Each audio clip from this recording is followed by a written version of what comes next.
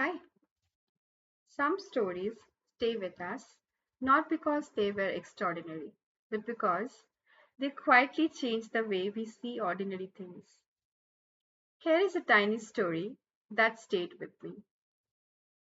There was a bakery near my office that always seemed busiest in the evenings. On my way home, I would often stop there for a cup of coffee. And while I sipped it, I loved watching people. There was something comforting about it. Parents trying to convince their children that one pastry was enough, teenagers arguing over which cake looked better, someone rushing in 5 minutes before closing, whispering, "Can you please write Happy Birthday, Dad, on this?" It was never just a bakery, it was a place where little celebration quietly began. One evening, while I was waiting for my coffee, a woman walked in. She wasn't in a hurry. She looked at every cake in the display as if she wasn't choosing a dessert. She was choosing a moment. After a while, she pointed to the smallest cake, not the prettiest one, not the one covered in fresh fruit, just the smallest. The person behind the counter smiled and asked, "How many candles?" She paused for just a second, then she smiled back and said, "Just one." The cashier carefully wrapped the cake, placed a single candle in the box, wished her happy birthday, and she quietly walked away.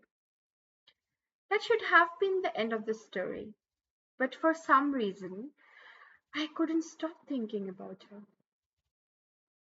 Not because she was alone, because she still bought the cake. I found myself imagining the rest of her evening. Did she make herself a cup of tea before cutting the cake? Did she turn off the lights before lighting the candle?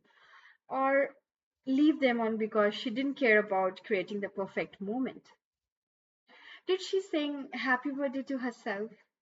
Or simply sit there in silence, watching the flame dance for a few seconds before making a wish? I'll never know.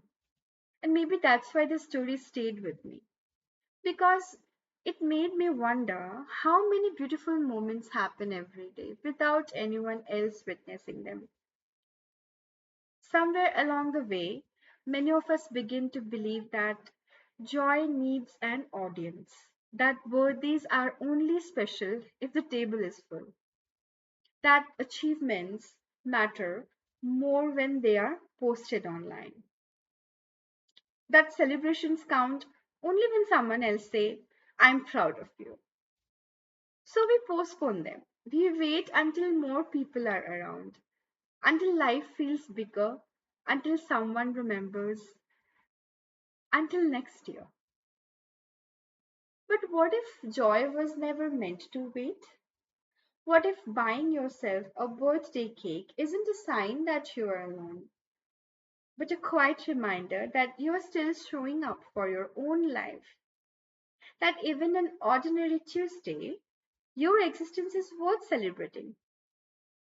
No decoration, no perfect photograph, just one small cake, one quiet room, and probably one candle.